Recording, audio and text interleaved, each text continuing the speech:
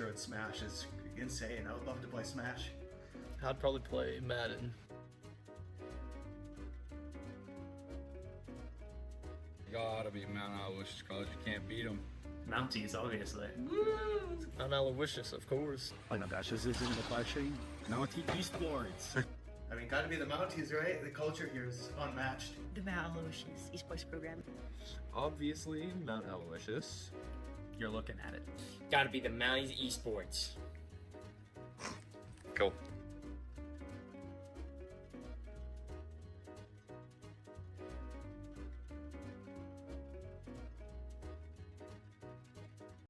You have more important things in life to think about than your internet. At BreezeLine, we propel life forward with home internet so reliable, you don't have to think about it. With a team that goes above and beyond. Fiber-powered speeds up to 1 gig. And 99.9% reliability at any hour. In any room. You won't have to think about your internet again. Go to breezeline.com for internet that propels life forward.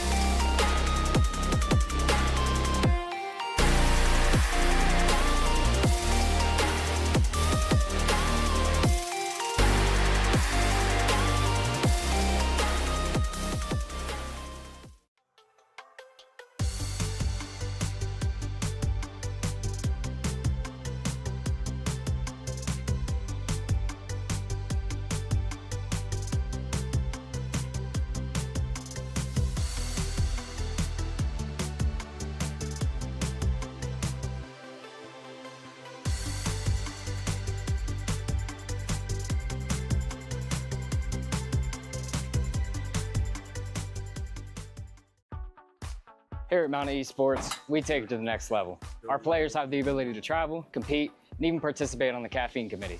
Check out the Insta to see what's new with Mountain Esports today.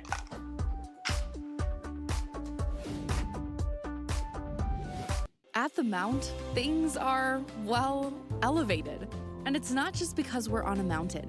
The experience at a small college like Mount Aloysius is actually personal. The faculty and staff know my goals. It's a level of support you won't find at other colleges. And the Mount backs it up with career-focused partnerships and majors.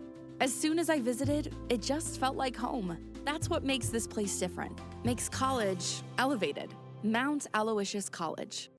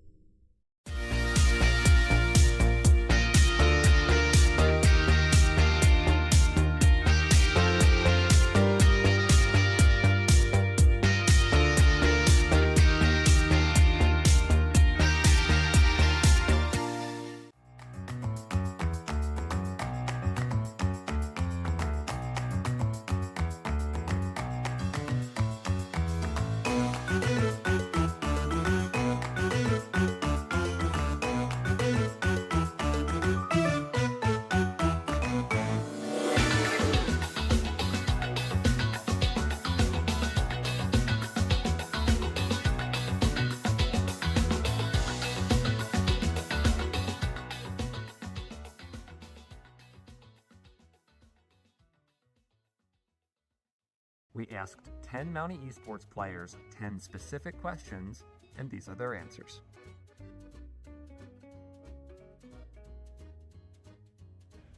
Watermelon Ice from Gamer Subs. Ghost Ghost Energy either, the cans or the pre-workout either work. So I used to be a Ghost favorite, but now Too long. White Monster for sure. Monster, the Fantasy Red Ruby. The Mount EGG gamer subs that they provide.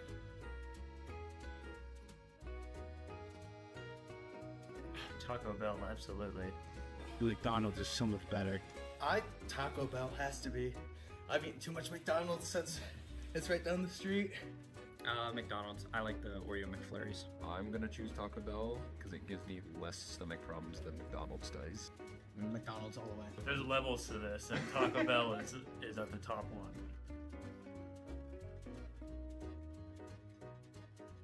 Sheets guy all the way. I actually don't know what Wawa is, but Sheets. I gotta say Wawa. I grew up with Wawa, and I just think the food's better. Sheets is the best thing to grace our planet. I'd have to go with Sheets.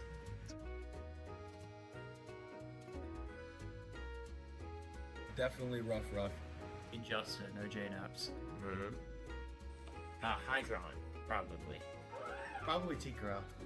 Either Skippy or T-Corral. Croc.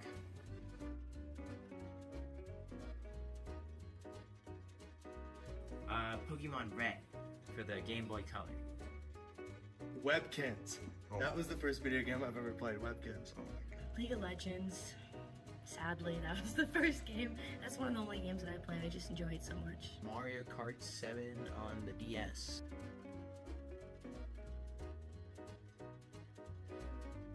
No bully. Probably PGE. Some of the top masks. Definitely PGE. Angry Ginge or somebody in that realm, like Speed and stuff, they're pretty funny.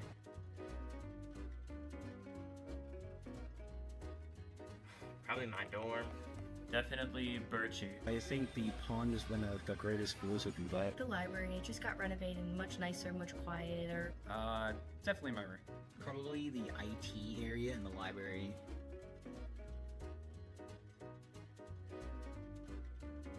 Yes, I love snowboarding. I've been snowboarding my whole life.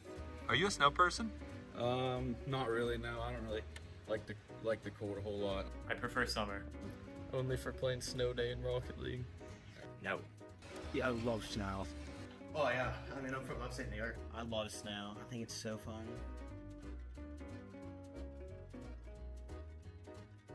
I think I would play. I don't even know. That's the only game that I play. Probably competitive TF2. Probably Rivals, you know. I'd probably just play Trackmania. I think the culture at Smash is insane. I would love to play Smash. I'd probably play Madden. Gotta be Mount Aloysius College. You can't beat them. Mounties, obviously. Mount Aloysius, of course. Oh my gosh, this isn't the question. Mount Esports. I mean, gotta be the Mounties, right? The culture here is unmatched. The Mount Aloysius esports program. Obviously, Mount Aloysius. You're looking at it. Gotta be the Mounties Esports. Cool.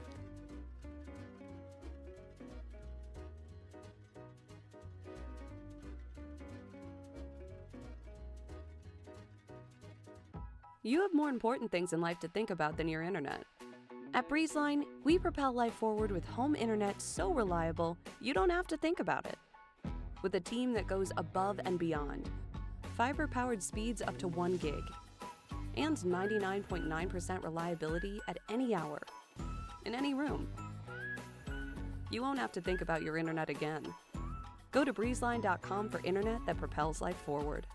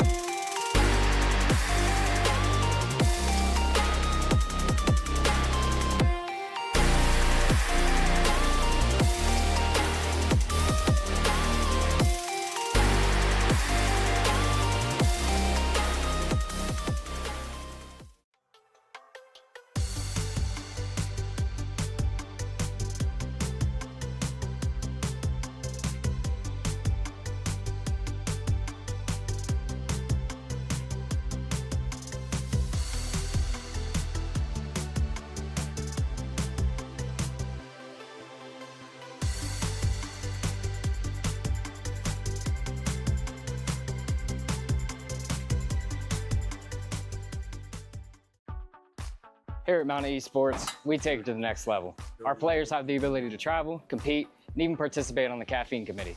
Check out the Insta to see what's new with Mountain Esports today.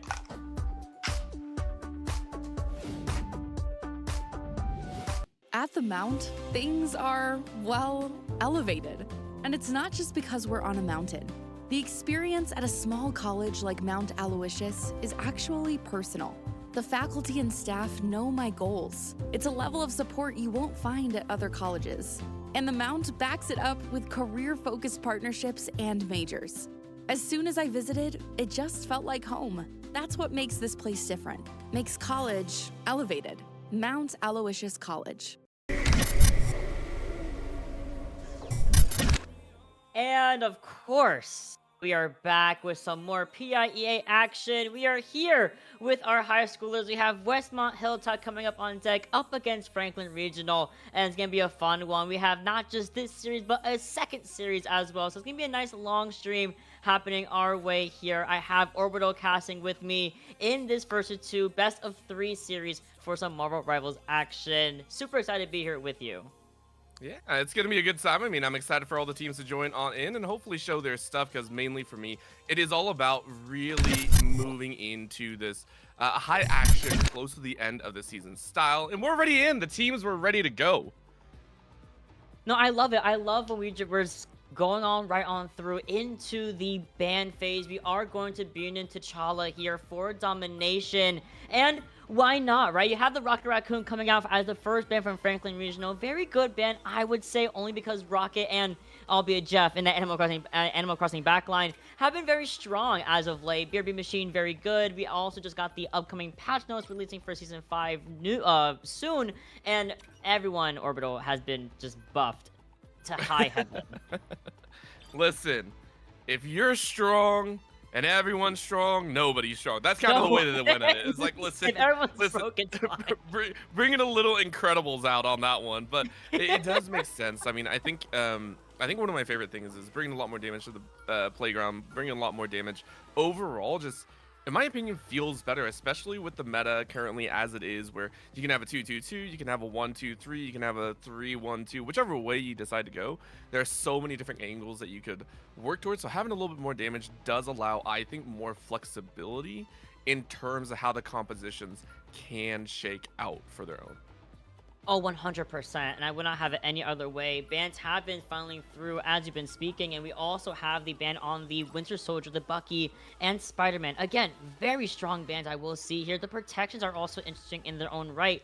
Invisible also going to be protected here from Westmont, and for good reason. She's actually, I think, one of the better strategists to play, especially when you're not able to play a Rocket, or if you don't want to play a Luna or allow the other team to play Luna either. With that being said, we also have the next protection coming in from Westmont Hilltop, and with the Sue being a mainstay for them, it makes me think they want to maybe go for a Invisible and Cloak and Dagger backline. You can kind of really see Russ and Fake Jester hovering over the two strategists, and even Lennon actually going to be able to protect this Ultron, which we're already hovering over. They might go for a triple strategist composition here.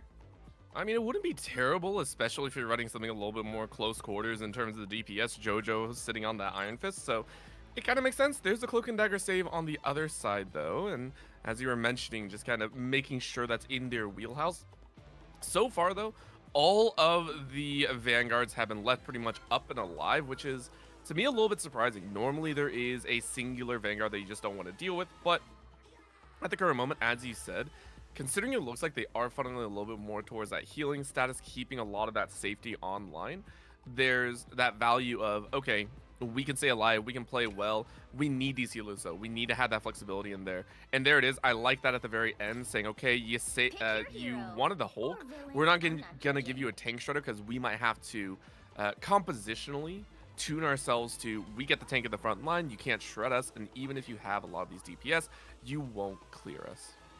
Yeah, I'm glad you mentioned the fact that we haven't had any Vanguard bans from either side, and just like that, we don't have any right now. You don't usually see an Emma Frost ban or a Magneto ban. Sometimes those are some of the more popular bans to go for. Even Groot, to an extent, can also be trouble, especially on certain map types. So, for example, Central Park on Convoy, right, or Convergence could be a big one. But with that being said, all Vanguards are online here, seeing the thing come out from Westmont Hilltop already, and we'll see. Well, my overlay is gone. What happened to my spectator overlay? Either way, there it is. Yes, we found it. We have the Thor and the Hulk coming in from Franklin. Westmont do have the thing, and looks like they are opting to maybe actually make a single Vanguard work here. Okay, so here's the deal about single Vanguard. You're praying you can heal properly, and your strategists are directly on top of your tank at all times. And then you're also flexing into the fact that, hey, you need to make sure that your DPS are going to do, Pick your hero.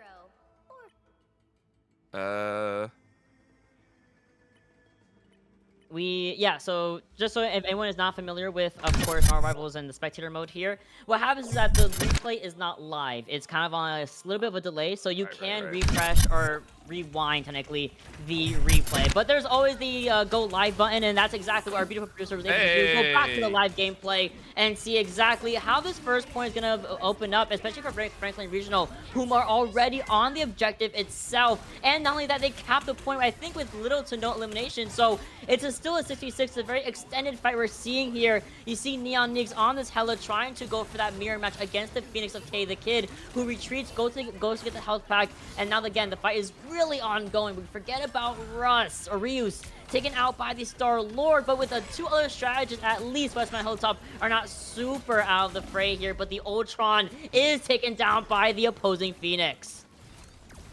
The fact that Franklin Regional were able to get onto point so quickly is a nice turn. The main thing, though, is that they are struggling and fighting at every single point. Keep that in mind. They were able to push what would have been only at 15% up to about 36, which is not bad by any stretch of the imagination. Because you staggered a lot of your deaths, you were able to stay on point, meaning you come back with about an 83 on Big Para, 87 on Fisherman. These are all big ticket ultimates that you can use to try and break on in. Of course, for Westmont, you got a lot of clearance, you got a big amount of ults on your own, and this could be the big battle to turn things around.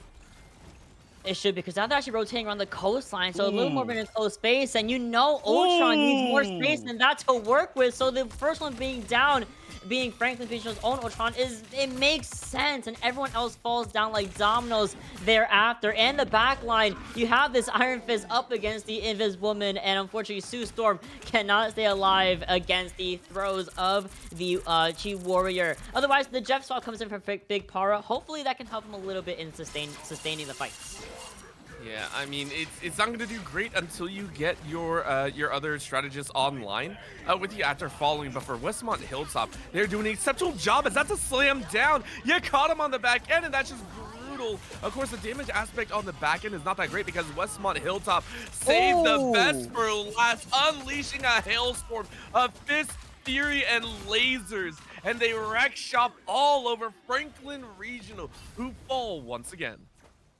And doing all that with, again, just one tank here, because Dylan, despite getting that clobber time, and you got the eliminations on top of that, you did lose your thing earlier on, which is why you felt Westmont Hilltop needed to use at least 2 of their ultimates, if not 3. I believe also the Ensong Inferno was expended in that fight from K the Kid. And you can see Franklin Regional, they have things built up. They're going to have the It's Jeff online. They're also going to have a number advantage. Neon Nix getting that first elimination out of the way, taking care of the Iron Fist, leaving their backline to not really worry about a flanker like that. And more so, we're going to see another elimination coming in from Neon Nix alongside their brother here, Jax, on that Thor. And this is finally going to be a big fight win here for Franklin Regional. Maybe the God's Death with a little bit of an overinvestment, but with the way that Neon Nix is playing, I think Neon can blow it up quick enough for his next fight.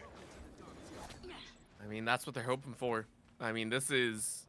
let's be honest, Westmont Hilltop have looked really, really good on some of these ensuing battles. Franklin Regional, for the first time, they're sitting there going, okay, we can actually bring a fight. And they're taking a lot of time here, by the way. Franklin Regional kind of wondering why they're waiting for so long. Why is it taking so long for them to come out back on the battlefield? Westmont Hilltop, though, they're making sure everyone's together, and that's the big thing. In comes a possible chomp, though, as Big Para could have that. In goes the Invisible Woman as well to create the barrier.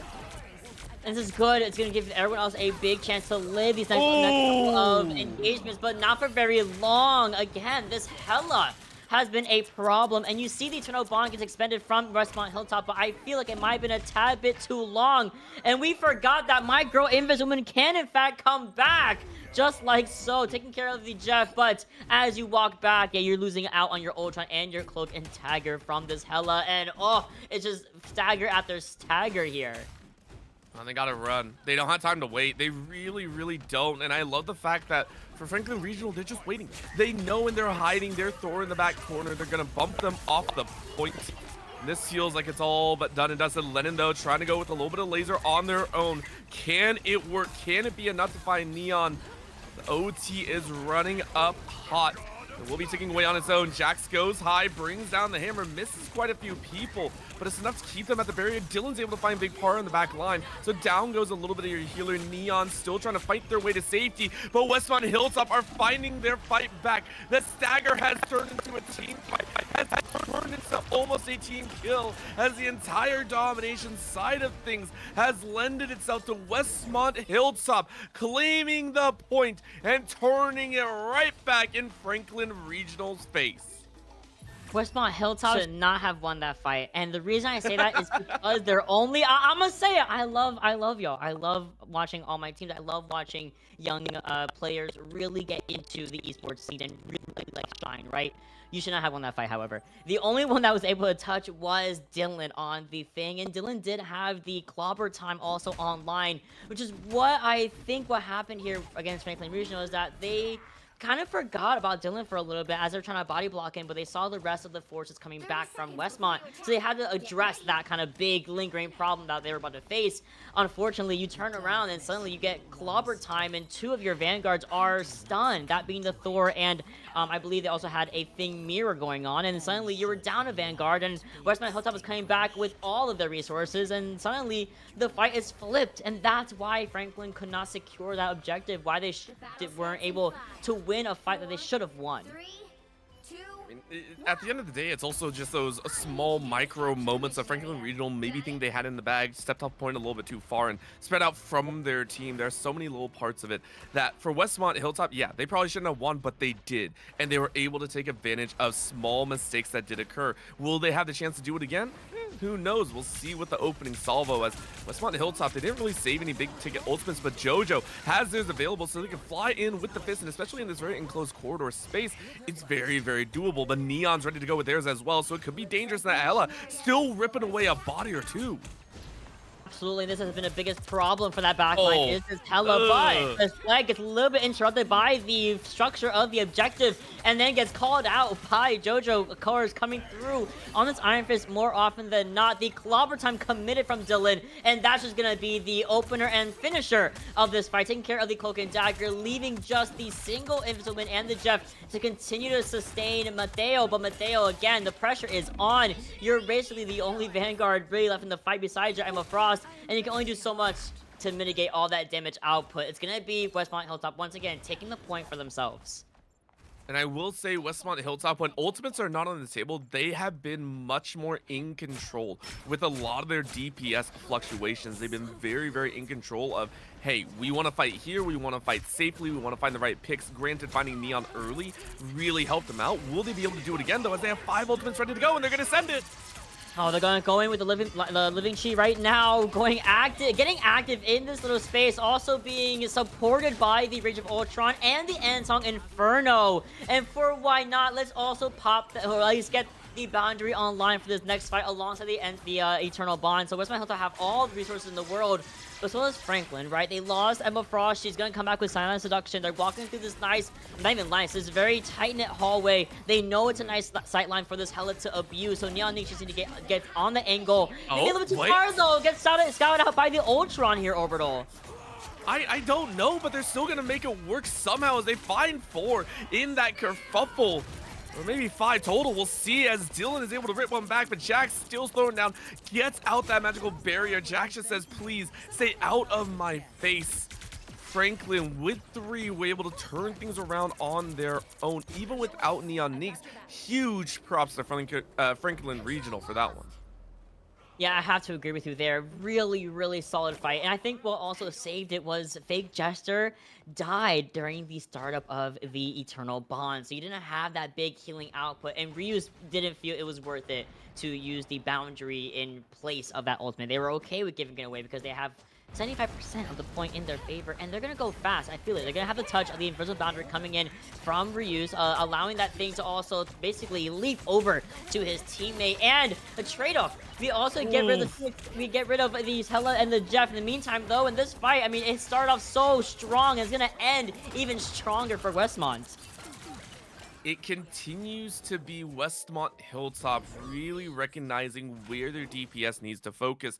I love that you called out that Invisible Woman barrier. We got to see Dylan really have a good time getting into the mix, but Jojo, as well as Kay, have been extremely focused on Neon, who really hasn't had a good time on this Hella. In round 1, had an amazing time, but this time around, look at this. Continued seeking of the main DPS, which I highly respect from Westmont.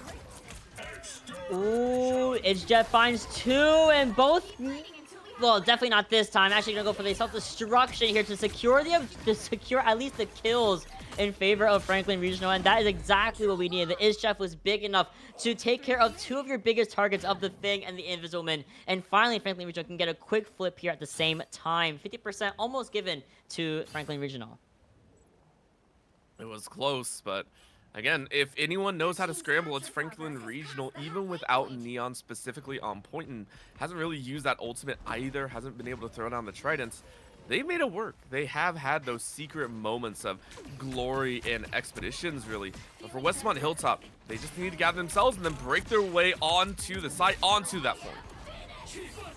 Oh, and Sun Inferno comes in. We're going to layer that with that, of course, the Living Chi here as well. Gods of Death, really good, because guess what? Not really many of these people can really shut it down, so it's going to be giving so much free range for Neon Nix to just find these 2 eliminations. And on top of that, on the floor side of it all, they were able to stabilize with that Eternal Bond. It's just poor old K, the kid, up on that high ground, gets shooed off by the Emma Frost. There's only 10% left to full completion of round 2 here. Very surprised they were able to pull it off, but Westmont Hilltop, they have the slam if they can get a good one. That could be the game ender, but Neon finds London again.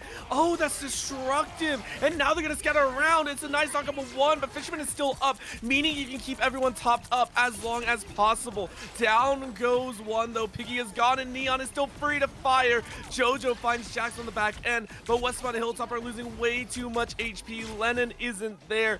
Dylan falls as well, and Franklin Regional will push us to a round number 3. It's a very fruitless touch coming in from the Ultron. First of all, the breaking toes is kind of crazy there, Lennon. I saw you survive for a little longer than you should have, but I think the biggest thing about that fight, what was so smart from Franklin Regional, was that silent seduction and hyper focusing it on the opposing cloak and dagger from Westmont, because they had Eternal Bond that entire time, still do in fact. Fake Jester, unfortunately, just didn't have the opportunity to LOS the silent seduction, was unable to get away from that stun from being locked out of the ultimate. So that's why, you know, Westmont Hilltop just couldn't survive, because they just did not have the resources to do so. Good target priority coming in from Franklin Regional, really showcasing that they can make it work, that they can go toe-to-toe with Westmont Hilltop in the Division 2 of Marvel Rivals. Cannot believe it. Also, for one of the first times, at least my casting side, we go to a round 3 on domination. Normally it's like 2-0, even if it's close. It's a little bit surprising for me overall, I have to say. So it'll be a little bit fun, but really, I'm keeping eyes. Neon, are you going to be able to stay alive? Are you going to be able to free fire? For Westmont Hilltop, are you able to focus fire down? Are you able to keep Lennon alive as well? And Jojo, can you find the backline access? Let's see who goes, as Dylan has actually swapped over to the Doctor Strange, so shifting a little bit of how you want to play, how you want to navigate these battles. Let's see what they can do.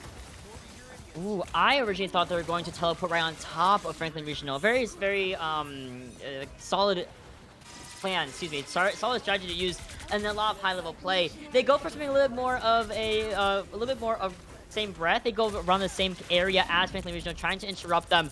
But the Eternal Bond finally coming out from Fake Jester, going to be extending this fight all the way down around the objective and into some of those smaller corridors. If there's a boundary, also comes in from Fisherman, and actually takes care of Lennon in that airspace, and Jojo gets taken care of by the cloak taking care of the flanker in that regard. And just look at this. Franklin Regional are just going to continue to clean things up beautifully. Oh. The Inch just to finish things off.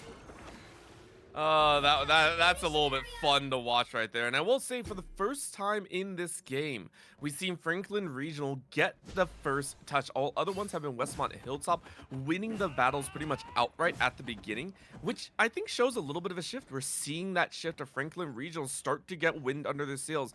First game, a little bit rough. They went to 99-99. They were able to battle back, but they weren't able to close out. Game number 2, round number 2, they were able to. Round number 3 now, they're in a much better control with a lot more space to play in the overhead for Neon if they get the ult off. Listen, they're warmed up and ready to go. Here comes Regional Ultron opening the fight up here for Westmont Hilltop to try to retake this objective away from Franklin Regional. The Eternal Bond all over the field, though, leaving these guys to stay alive for an absurd amount of time. Even more so, okay, the kid will not be able to receive any of this benefit from the invisible boundary as they have been taken out early in the engagement. Fake Jester and company, though, are bringing it back, even though we did force out that Goddess of Death and force a lot of retreating from that backline, from the front line as well. It's not going to be enough here from Franklin Regional. They're going to be able to stall out for a long time, but resources are definitely in the favor of Westmont Hilltop. They are going to be able to commit the clobber time, though, and I'm not entirely sure if really that was what we needed in that moment. But at the very least, Orbital, they did get 63% off of that extended fight. I think for Franklin Regional, you're very happy about this one. So far, every round has been a little bit battle from behind, but this is the first time you've had an extended lead. You've had the chance to build up your econ, and you have a couple ultimates to play with it. You have that, go ahead and see the high ground, just kind of wondering exactly what's going on there. But you have plenty to work with. You have a little bit of engage on the Vanguard side, plus on the back end with the Invisible Woman, there's so many right opportunities to really get into the mix if you need to. For Westmont Hilltop, this Eye of Agamotto is so important, and you do catch 2. Is it going to be enough, though? How much damage are you going to get? Dylan is quickly taken low, but the HP is going to be healed up on the back end. This tool on top of the point is so dangerous as Jax brings in the wall as well, says, no, you will not get past. Eat these diamonds. Lennon, though, brings out the firepower at the end, and Dylan starts off with 1. Westmont Hilltop battling in an extended, versus brutal battle as it's Mateo waiting for just a single moment. Can he get the Goblin time? I do not know. No, he will fall. Dylan was able to stay alive through the entire kerfuffle and wins it out for Westmont Hilltop as they crest past Franklin. First of all, I want to say, Dylan, that was the most telegraph I've ever seen in my life, and you still got value off of it. I want to applaud you for that one, bestie. Second of all, very great fight from Westmont Hilltop, but they get scouted out and they get surprised, ambushed even by the clobber time. It forces this Eternal Bond to be used from Fake Jester. You just have to, but the Itch Jeff does find that once powerful Strange and the Psylocke, and the Phoenix off in the distance. This is a very quick and easy fight win here. Ideally for Franklin Regional, they know Westmont have no tanks. They know Westmont have no resources. They know they need to go for a regroup here now or never. I think that's what they're waiting for. You can see JoJo, who has had some moments, but also some difficulties getting in with the Iron Fist. And so it's, I mean, you really are trading range for melee. And in this moment, you have to find Neon. Are you going to find it, though? Final battle coming down here. Goddess of Death is up in the air right now in the invisible boundary, trying to aim for this Ultron, but again, Lennon breaking the ankles very nicely, barely escapes the 1, the 2, and there's the 3, finds it onto the Invisible Woman, and that's 2 supports down, only again leaving Fake Jester with no Eternal Bond, with no ultimate, with no cooldowns left for the touch, and that is also going to be the end of the fight here. Unfortunately, Fake Jester just had to, not Fake Jester, excuse me, the Iron Fist had to run away to regain and proc some of that extra healing over time that he gets for himself. But overtime is not your friend. It went down all the way to 0, and there is no chance of a retouch from Westmont Hilltop. Gonna be looking like Franklin Regional with a beautiful, I would say, mini reverse sweep here on the first map of of Brilliant T'Challa, and looking fantastic as they did so. Yeah, one of the things is, again, the all-around focus that we got to see. Jackson and it's Mateo, both of them made sure to play in the front lines, made sure to also adjust when needed. I think the Doctor Strange at the very end was a nice little touch. Obviously, you're playing through, the Emma Frost and so many others, but, it's Mateo with a lot of great ultimates, being able to stand down, catch a lot of opponents off guard. To me though, Neon really spoke out. Even though you're 22, 10, and 0, you drew so much ire in that game number 2, or in that round number 2, where we saw Westmont Hilltop focus fire you to no end. JoJo was on a seeker mission. I give a lot of credit to the DPS that unfortunately couldn't DPS as much as some of the others on the team. Yeah, they couldn't. You know, the Iron Fist does have some merit, really putting pressure on your backline, putting pressure on your Hella, forcing out her bird, for example, her flight to get away and reposition quickly. But it just couldn't happen this time on third round. On first and second, I think it went very smoothly for Westmont Hilltop, even though they did lose second round, and that is the Warrior Falls. That's arguably one of the most hotly contested sub maps because it's just not people's favorite. It's somewhat of a difficult map to play on at times. But we go over to the the medical center or whatever it's called, the third round. It was just the Franklin Regional Show. Once they got that first fight win under their belt and they got the ability to stabilize on the point first and play around Westmont Hilltop's approaches, they really looked so solid. They had so much momentum going in their favor. And mind you, running it with a triple strategist composition from both sides is something that isn't really seen as often anymore, especially post Ultron nerfs that did kind of kill the triple strategist composition recently. They're still making it work, and I love to see them in the face of adversity. They still, really want to play these triple strategist compositions and kind of let their vanguards do what they have to do, which is make space and get some kills.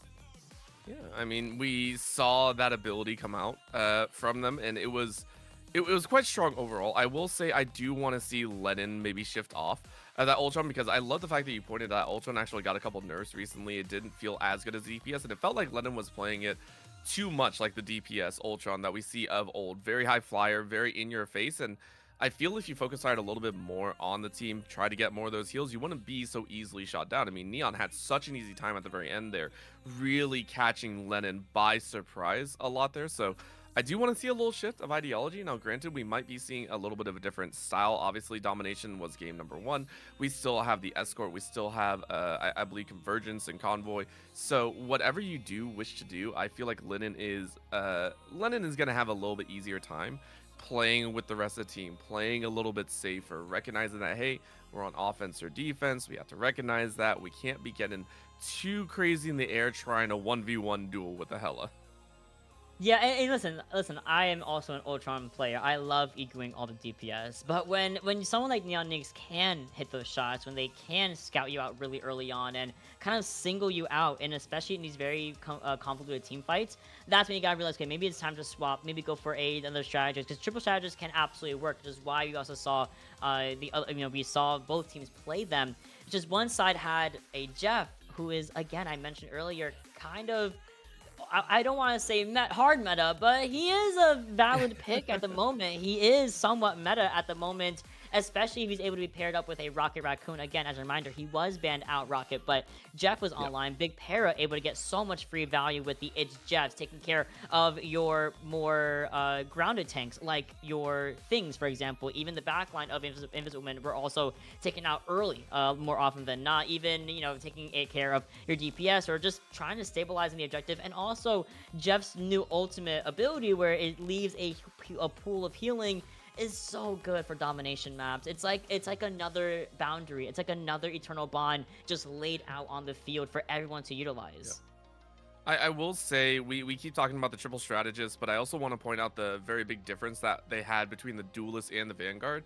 I believe it was Franklin Regional that actually ran the, I want to say they were the ones that ran the 1 Vanguard and 2 duelists, and it was a little bit of a different story in there. So it's something that also manages the triple strategist. Even though it works, you do have to have the right idea of, are you bringing a little bit more DPS, or are you bringing just 1 DPS in the mix?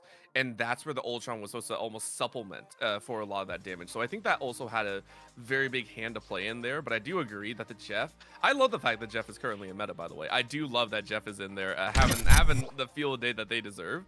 But I did want to point that out, because if we see it here again, it might come down to that moment of, we have 2 tanks, you don't, and you have to deal with that fact once again. And look how quickly we've gone through our ban phases. We have the Ultron Frame 1 taken out by Franklin Regional, really again forcing Lennon to go to maybe a different character or a different role entirely. Of course, in Marvel Rivals there is no role lock, so you can go wherever you please. That's why you'll see Ryu's kind of hovering over Jeff at the moment at the same time. We do hear it is Spider Islands here, so gonna be the convoy section coming up our way for this map type, and we're gonna protect the Bucky here. We're gonna actually forego a secondary ban from Franklin Regional and the Thing protection for good reason. I mean, he had a great value from both tanks that were able to play, both Vanguards are able to play that Thing from Westmont and from Franklin. Mateo and I believe oh my god, Dylan were able to get a lot of value with the character before they inevitably swapped off to more appropriate the Strange and the Magneto a little bit times, you know, stuff like that.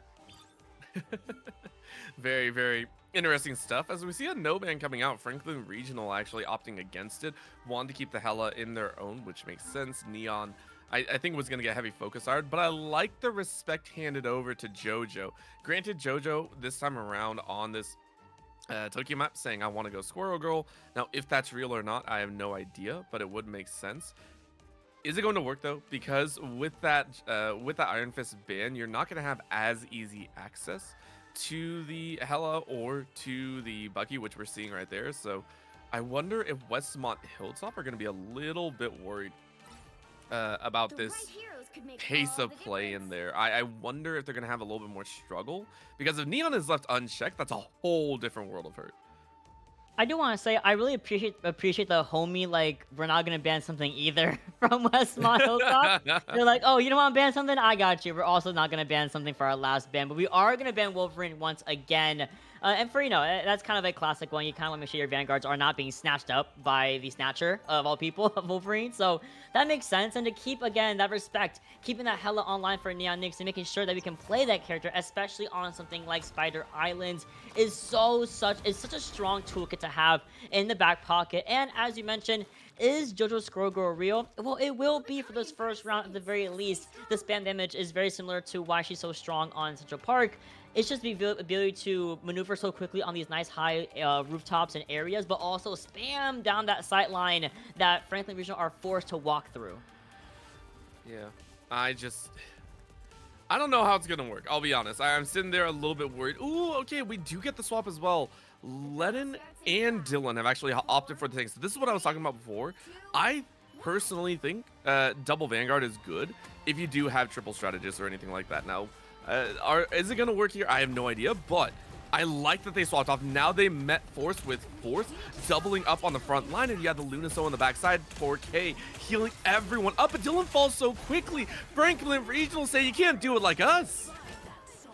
They try. I will commend them for trying to go for a very risky spawn hold there, right? They were basically neck and neck looking at down the spawn doors of Franklin Regional, but Franklin Regional, as you said, they're like, you can't do it like us. We're going to continue to walk on through, get this pressure, get this momentum off. And, ooh, Piggy almost going down, does reach to get the Mega Pack, and this is exactly why you love to see a Squirrel Girl get played on these type of maps. The ability to build up the Tippy Toes friends is actually so insane. Unfortunately, it didn't get too much value, kind of just made a little bit of space, but guess we're gonna layer that in with that clobber time from Westmont. Lennon popping off on a whole different role, but unfortunately the pressure gets too much for him to bear. Gotta walk away there, and this is gonna open up a lot of space for Franklin Regional to push. I'm expecting only a few meters away from 3/4 there. They can get pretty far. Maybe not up the stairs right now, as Westmont and Hilltop are starting to regroup. Or is Westmont actually going to give? That's my question. If they're willing to give up the stairs, that would be a little bit surprising, in my opinion. But it looks like they have. It's going to be a very quick walk. Westmont and Hilltop, they need to find a fight soon. Oh, it's clobbering time, and it's in the doorway, not letting it walk out, and guess what? Stun after stun, and that's just gonna be the shutdown of a lifetime orbital, and they're continuing the assault. This is what I love about the Strange and this Thing composition. It's just the stun composition. It's just stun after stun after stun.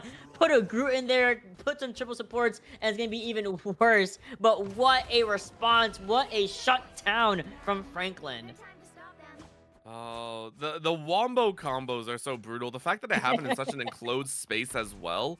hurt so much to see for Westmont Hilltop because you knew they were waiting. They were in that house trying to buy time, trying to wait for the rest of the team. That's why I was calling. I was like, you can't let this convoy make it up the stairs or else you're kind of bottlenecked. And Franklin Regional read that like a book. Well timed and well played. As Westmont Hilltop go, crap, we just lost a point and we're going to lose another very, very soon. So for Franklin Regional, keep putting on your paces. You have 4 ultimates to play. Let's see what you can do. In comes the Devourer. Is Ryas going to find anyone? Oh, unfortunately not. No, not gonna find anyone but his own Thor. We are seeing, of course, the favorite no. world, but we're not in this. We're not in the big circle of healing. The Cause of Death easily cleans up that back line, leaving this front line a little bit naked without any of their strategists besides, of course, that Cloak and Dagger. And we're following up on this Hella. How dare you kill my strategist? How dare you even try to do that? Good revenge kill coming from Lennon, and guess what? The cart is stopped here. Stuck in position where they can't really fight it too much, but for Franklin Regional, it's only a very short pit stop. You went in to grab some snacks, and now you're waiting for more, but someone just blocked your doorway, and that's a slam and a half. Your car just got flipped. Westmont Hilltop shutting it down. What a response. What a shutdown from Dylan. I'm almost single-handedly, right? That ultimate itself got 3 eliminations, and you had the protective safety of course, the Eternal Bond right underneath your feet. But what you don't have going to his next fight is this response to a clobber time from Mateo. Then you have the It's Jeff right after the fact. Everyone has cleared the field here, except for the Thing. We're going to go for, we try to go for the elimination for the self-destruct, but the shutdown does come through. We lose 2 for 2 trade. So the fight can still go in favor of Franklin Regional if they clean it up. They have a portal there from Jax. Jax also has the Eye of Agamotto ready to be ripped off at any moment, but numbers looking very good for Franklin Regional. You want to know what? We're going to also use the Tippy Toes Friends from the back. It finds just one poor soul, but everyone turns around and shuts that Squirrel Girl down.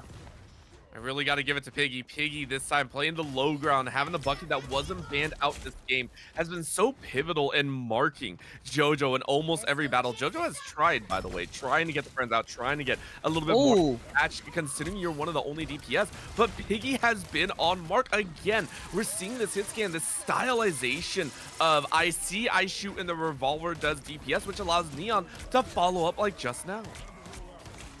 This fight is so messy, though. They staggered in because they had lost Fake Jester earlier. As a reminder, again, Piggy took him out very early on by a stray bullet, and they're going to get a cap here. Oh, they're going to get a slight contestation from the Jeff in the back.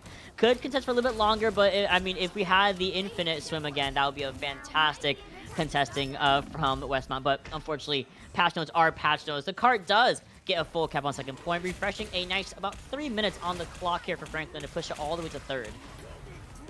I feel like they can do it. That's going to be a slam down as Lennon, though, trying to create a little bit of space. Fake Jester going to help out as Mateo falls. But Jax is ready with the eye, and they're going to open up with the resets. Can Piggy do it? No, it burns out as Dylan answer right back, but Piggy gets a reset number 1. There we go. Can you snap a second? You're getting chased out thanks to the tank line, but a couple shots to the dome will do work. Dylan still holding everyone down here, but there's going to be the Devourer in. Ras is really finding one. Those you're punched out and your lights are out. Franklin Regional, hang on and push for the 3rd point.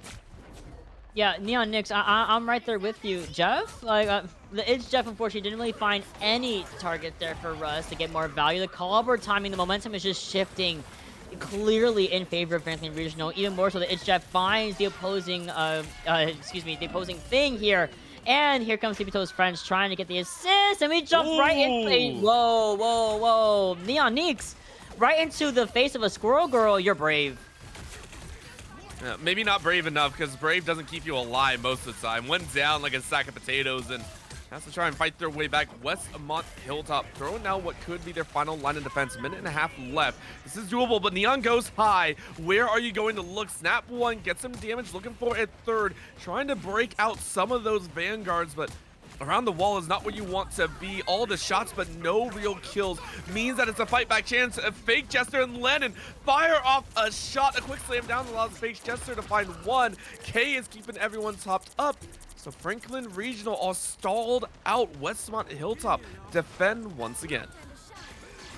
that might have been overinvestment on Westmont's part, only because they used both of their strategist ultimates. Nothing else left besides, of course, this upcoming It's Jet, but you're still 30% away from completing. It don't matter, actually. They got 5v6 on right now. Taking care of Picky B immediately from walking out that spawn area. And you're down to the wire, 45 seconds left, less than a minute for Franklin Regional. They're going to pop the It's Jet open first and foremost, getting rid of the Thing here, ideally. There it is, a trade-off of the Jet for the Thing. We gotta walk on that though for Franklin Regional.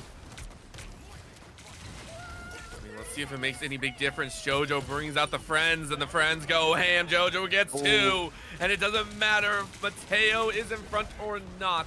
JoJo gets the mark and a half. Franklin Regional being stalled at the doorsteps here and has yet to really find the opportunity. I have Agamotto slows them all down, but is it really going to be enough? Piggy trying to get a reset, only gets 1. Dylan answers right back as the tanks are gone. Snapshot as Jester is gone. Piggy going straight to the back line. Will Dylan fall here? Doesn't really look like so, and Lennon stalled out. There's going to be the burn and melting on the back end. Arias was able to do some damage. We're in OT, and Westmont Hilltop say, I like those odds. Franklin Regional are faltering here at the final steps, and I really don't know how much longer they can hang on to. Mateo falls. Jester is ready. JoJo with the slingshot, and Westmont Hilltop in the final hour complete their defense. I'm sorry, I got very emotional. I got very emotional because my Cloak and Dagger had an eternal bond that entire fight. And Franklin Regional, like the backline, doing it, putting in the work. Fisherman was in on the corner, playing the correct positioning, trying to keep Mateo alive, trying to keep Jax alive. But some eternal bond, baby girl, we gotta use her. But it happens. Listen, the good thing is that Franklin Regional were able to push us all the way to second point, right? That's the big thing. And a lot of teams do kind of get tripped up on the third point. A lot of teams get tripped up on the first and second point, though. That's the problem that we are facing, or that Westmont Hilltop are going to be facing here. They have to attack all the way through. Attack all the way through. And a lot of times, teams don't get past first, and they don't get past second. Franklin Regional were able to do something that a lot of teams fail to do, and Westmont Hilltop needs to recreate that magic. Franklin Regional, this is going to be all about that stopping power once again. I'm curious, Westmont Hilltop have surprised me by quite a bit this time around. JoJo has been such a powerful mark as well. This is crazy work right now.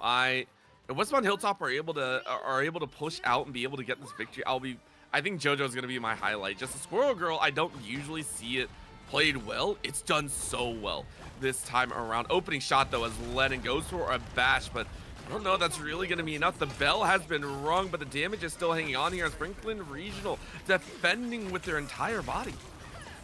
Yeah, and they're going for a little bit more of a close hold as well, but they are more forgiving themselves and giving that space right back to Westmont Hilltop, which Westmont Hilltop are going to take it, whether they like it or not.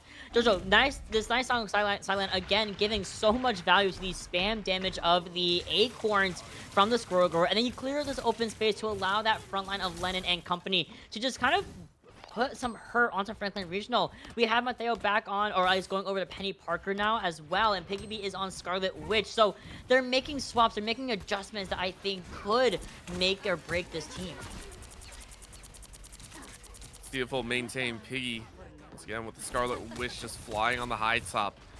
That convoy hasn't been stopped at all, by the way. Westmont Hilltop just marching on. Some of the fastest we've seen so far. Is there going to be a slam down? Maybe, as Dylan wants to get right into the mix.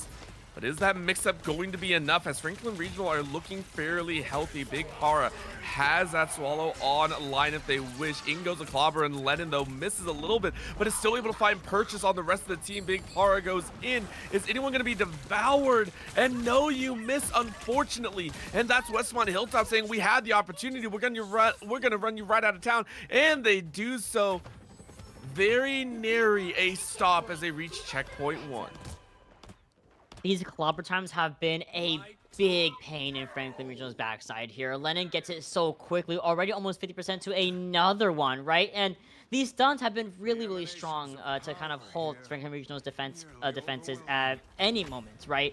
Westmont Hilltop also so aggressive. I love their aggression. I love how forward-facing they are playing already. You can already see, yeah, you back out a little bit, but Lennon's already playing super far up with the rest of the team here, and they have the support to utilize that. You have the Fable Throws, you have Eternal Bond, and you have It's Jeff. Those are 3 big ults that you can continue to manage and expand in this fight if you would like to maintain the momentum. But it gets stopped by the Ivok Mosh. It's 4, and the Chaos Reality. Oh, Erasure gets 2 from Piggy. Welcome to the Thunderdome right there. Piggy finds the mark, and maybe not neon levels of impact with that Hella, but close enough with the Flyers. Westmont Hilltop, though, it's a very, very short stay. Whenever you get deleted like this, it's not too much time burnt, so they're gonna see if they can go ahead and restart things up. Oh! It should be able to. Got 4. That's 4. That's 4. Orbital. Yeah. Can you get there in time? You do. Go for it. Yes. Yes. I love to see it. I love to see Jeff gameplay in the Big 25. It's beautiful. It should never go away. Oh, that was fantastic. Not just that, it opened the space, like I said, for Westmont Hilltop. That annihilation that came through from Piggy really didn't stop them. They had so much time in the bank that, honestly, I don't even think they were even worried. They're like, okay, reset, get our ults back. We can go ahead and chase them off, and we're fine. Now they stagger a lot of Franklin Regional. Piggy is going to try and buy it back. Franklin Regional, they really need a good stop to burn some more time off the clock here. They do. The under 3 minutes. We are under 3 minutes at the moment, and that's more than enough time to push this objective really just way past into the second objective to capture it, right? And Song Inferno does come in from Neon Nukes, does not find a solid elimination, unfortunately, but it scares off Westmont Hilltop enough to at least split the tank from the backline. So you see Dylan playing super far up, then you'll have the rest of the team really falling in line after the fact as we see that thing actually come through with the leap and then get the elimination online. God Thunder is here to stay, and there is no elims, but Clobber Time is going to be followed up on. Erratic Erasure comes through, tries to go for the stun with the Acorn, doesn't really find not only the stun, but cannot find the kills with the Scarlet Witch ultimate. It's Jeff does take care of Lennon, however, so only leaving just Dylan on the Vanguard role to help push this point through. I'm loving it, but Franklin Regional, they're slowly getting a hold on this one. They're trying to keep a lot of their DPS alive. Is it going to work, though? Jester on the back line, flinging out a lot of those heals as best as possible. Westmont Hilltop, though, holding steady. Will they be able to do so? I mean, it's not moving too far here. Minute 40 left. Out goes the Cloak and Dagger, putting down a little bit of that cover for the rest of the team. Will it be enough to keep everyone topped up? Jester does the exact same. They rush on in for the damage, and in comes a little bit of Dower, and you don't find anyone. All you got's an ally. Ryu's kind of sad about that one. I had to agree. It was really good timing of that fade from Fisherman, but despite a good time on that fade, despite It's Jeff not finding anybody in the fray, despite having Eternal Bond online on the floor as well, Westmont Hilltop once again are able to take this fight in their favor and finish it off extremely strongly. Not only that, they're gonna get a couple of staggers as people are not able to flip their spawns in time. Thankfully, the spawn is right there to and fro, so they are able to regroup with their team, at least for now, as the rest of Westmont Hilltop are going to start pushing up around the corner. It's now do or die time. 2 minutes just like before. Franklin Regional, they know this is the moment. If they can get this game, they can take the victory. 2 minutes is not impossible to hold, but it's been difficult. Westmont Hilltop can try and push their way in as quickly as possible. What a slam to come down. Lennon slows them all, but is the follow-up going to be enough? Franklin Regional able to buffer a little bit more. Mateo maybe looking for a mark, but Jax goes in with Ayavaga. Gets a catch on 4. What a momentum. K tries their best to hold on with the song, but the burn is just too dang good. Neon does work. Of course, for Franklin Regional, they didn't output enough DPS, so Westmont Hilltop are still able to stay on top of that convoy. But man, did the damage feel good. I know that was a beautiful transition from the Eye of Akamoto into the end of the end song Inferno. Big ups to my producer, and big ups is Raz from Fisherman. getting off of the Cloak and Dagger, actually giving it over to Penny, to Piggy instead, and having that res on line is going to be so big for Franklin Regional, continue the defense, especially on the third phase. TVTO's friends JoJo. is here to play, and JoJo is getting some kills. You're playing with the Squirrel Girl of all time right now. Westmont Hilltop looking fantastic, but there goes the Jeff. We're back in Bruce Banner form. Eternal Bond must be expended here in the last minute of the fight. And they're holding on. Westmont Hilltop. JoJo was able to find such a good mark. This is how you play the 2-1-3 if you can. Another slam goes down, and it's Baby Hulk coming out here. Mateo is able to break on out, though, just in time to hold the line for the rest of the team to come by. So Franklin Regional, they're Mortimer time. 40 seconds left. Can they do it? HP bars a little bit low. Westmont Hilltop losing the backline a little bit. Up goes Dylan, bringing down the Hammer of Justice if they can. Rio's trying to devour a few. Gets two. Got the tanks. That's going to be enough. Franklin Regional lose their front line. Their back line is up for grabs, and Fisherman brings Big Para back as well. So Westmont Hilltop, they find the opportunity. They just need to push a few more meters. 8 is all you need, but Neon's coming up with the fire, slams on top of JoJo's head. That's your DPS gone. 8 seconds left, and my God, it could not be any grander. Westmont Hilltop trying to push forward, but Piggy says no. You ain't got no heals. Westmont Hilltop are falling down that hill. Big Para finds another, but there's a clobber in time. Are you going to find more marks? Big Para steals them away. Steals 3 in return. And that should be the game ender. Westmont Hilltop have no way to survive. And it's GG's to Franklin Regional. They'll take this series. What a fight. Oh my. I can't even. I mean, first of all, that came down to the wire overtime. It wasn't even all the way to third point. That was just in like round a little bit more than half of third point that Westmont Hilltop needed to cap there, right? Franklin Regional's win condition in that fight, though, was the fact that 3 of their guys, 2 strategists, I want to say 1 DPS, I want to say it was a Phoenix, I think that were able to survive at the very tail end of that engagement. So Fisherman had just gotten the CYA machine online, able to use it, and then you couple that with Neon Nix's Ensong Inferno, and that's why they were able to get that one elimination that they needed, right? And then on top of that, the rest of the team started to come back, and they just cleaned up the fray. It got down to the wire, though, right? We have the clobber time that did get used from Lynn at the very end of the fight, but at that point, ladies and gentlemen, there was no one else to follow up. I believe JoJo was down. I believe Dylan also got taken out. So it just kind of came down to a miracle that unfortunately Westmont Hilltop were not able to achieve for themselves to secure a round or map 3 out of Franklin Regional. Franklin Regional taking the 2-0, but my goodness, was it close. And I know both teams also have their next matches going on right now, so big good luck to them as they enter their next round. Literally 15 minutes ago is when it should have started, so they went crazy. They went down to the wire. And I loved every single moment of it. That's what you want to see here in the PIEA, seeing all the action happen and seeing the chaotic nature of it all. I personally could not predict who was going to come out with the victory at the very end. When I was sitting there, I was like, man, as you said, it was a shell shock. It was crazy fiesta throughout the entirety. And I have to give credit to both teams for fighting it out to the very end. And I really do hope they're not burnt out. I feel like they gave it their all there in that first series. Hopefully the second series, they have energy to spare.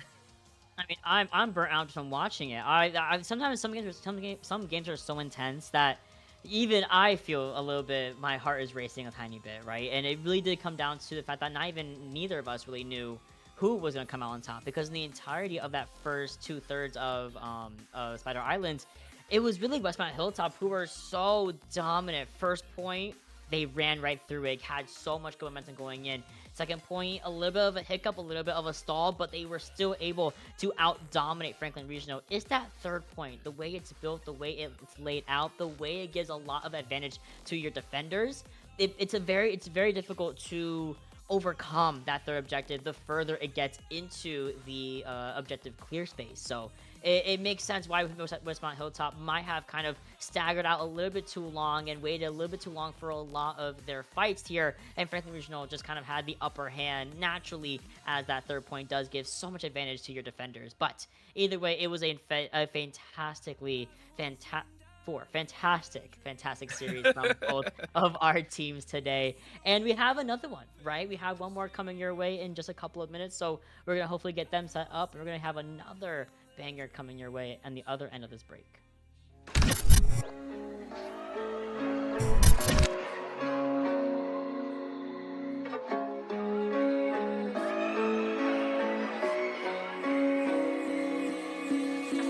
I'm stuck inside of these walls with you.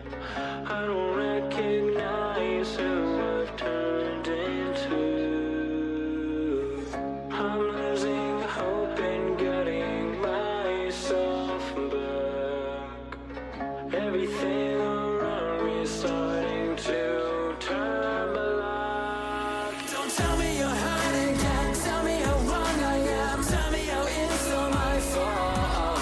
Yeah, I've met my match again, starting from scratch again. Where's the pleasure in all this pain? Don't you lie to me.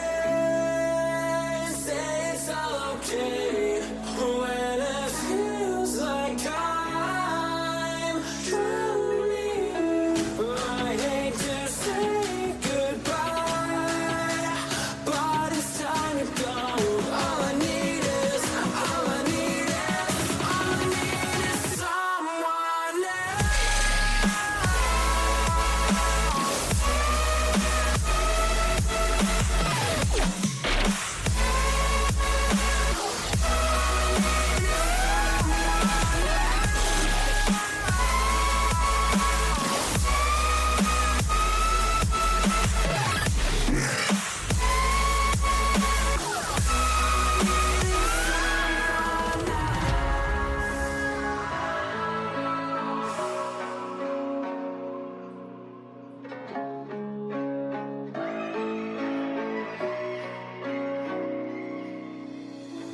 I've never felt more divided than now.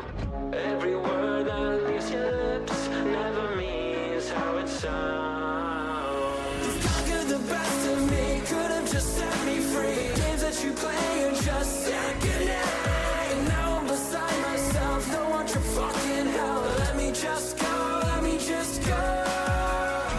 And don't you lie to me. Say it's all okay when it feels like I'm drowning. I hate to say goodbye, but it's time to go. All I need is someone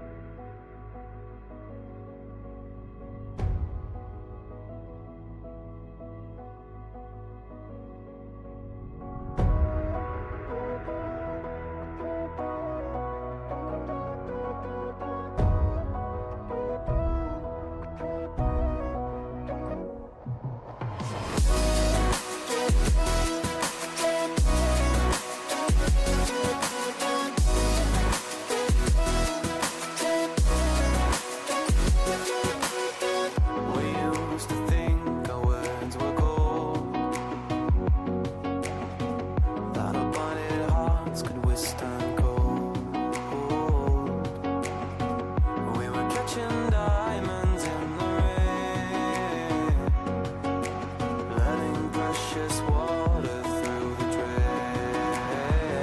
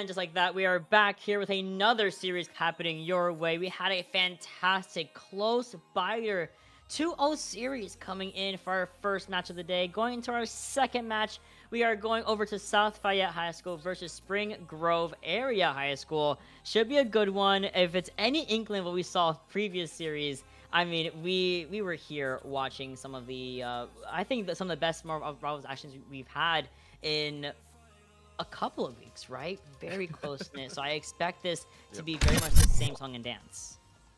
I would expect so as well. I'm hoping for some I want to say varied pace. Honestly, I wasn't expecting the Squirrel Girl. And at this point, we might get a second one, as Kin might be running it. But I do respect the 2-1-3 that ended up being running.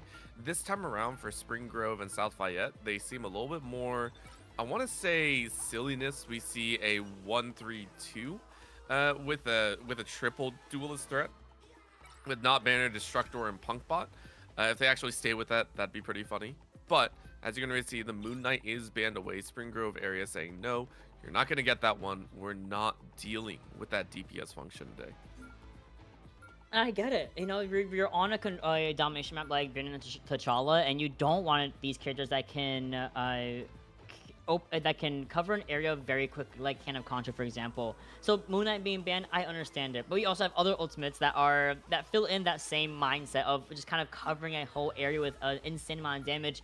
That's Kraken's Impact, hence the Bucky protection. That's Omega Storm coming in with the Storm protection here as well. So, or Omega Hurricane, excuse me, with the Storm protection, right? So those two ultimates are going to be absolutely something to look out for both teams, right? On that note, we also have the Namor ban here and the Thor ban, right? The Namor ban, I think, is to mitigate the effectiveness of a Hela team up with him. So I think that's kind of being able to proc a squid upon your corpse is not really a fun thing to play on, especially again on domination.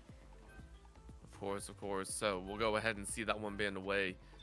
Rocket Raccoon being saved, though. Spring Grove Area might be trying to play a little bit into those team-ups if you can, but the Jeff save plus the Storm. Quite wild selections here overall. Final ban of the Ultron, even though it was nerfed, it can still be a really, really good utility strategist at the end of the day, so you don't want to let Spring Grove Area have that. I would expect maybe, I was gonna say another duelist to come on out here, but no, you went ahead and banned out that Luna Snow, so it's a healthy ban rotation across all three positions, and we're gonna get some silliness to come on out here. We have a Venom for the Personers. Yep, Venom coming out from the Personers. Also gonna see the, again, Storm again. We're gonna have Penny Parker also on the field here from Noob Mastered. I think the Venom has become more and more of a real character, especially post-buff, where his the Feast of the Abyss now has a, I want to say 30 or 40% healing reduction on top of it if you get swallowed up by the Venom, and that has been a big lifesaver in the face of these Eternal Bonds and these strategist ultimates that are pretty much just big old healing circles, right? So I do think that Rat Loser needs to be a little bit weary about this Venom a little bit more than the average, player, but Spring Grove Area running, I would say something that is pretty standard, I would say. So we have something that's more standard versus something that's a little more divey, a little more, I would say almost fun. You kind of swing around, you play Star-Lord, play Venom, and it's going to be a fun one with the Animal Crossing backline of the Rocket and Jeff. So you have Rez's really online here and a lot of survivability as well from that backline. I like it. So diving on in for round one. Spring Grove Area going to try and do their best to lay down some of those webbings early. I like the little pull with the webbings early as well, trying to get into position as soon as possible. But open space in the rooftop, but both teams entering through their doorways. High shots though, as Can kicks be able to free fire with that Bucky as much as possible. So far, nothing really being made. Everyone kind of getting their shots off, but no real damage come through here. The Personers, though, first one to be taken down quite low, but Rat Peter actually takes out LAF LOL. Rocks that Star-Lord into oblivion as South Fayette lose a member in Spring Grove. Start that count. Yeah, LaFayette going down first. Now we really want to see if you are a Star-Lord on the opposing side. And yeah, losing your Rocket, not too shabby because you still have Banner and Sarvash coming in with that healing output, right? Unfortunately, the Venom is not going to be able to get any more of that because we didn't have the, what's it called, the health cooldown for Venom anymore. And this does allow Spring Grove to not only take the objective and set up on it with the Penny Parker, but they're also ideally going to get some stagger kills, especially onto the likes of this Cloak and Dagger. We do take out, of course, clicks on TikTok, which is going to be a really good kind of saving grace for South Fayette, but they got to make it work with at least the Edge Jeff being online already versus this Kraken's Impact. Right now in Spring Grove area, still holding on to the point as long as possible. Half LOL was caught up a little bit in the webbings, but not by too much.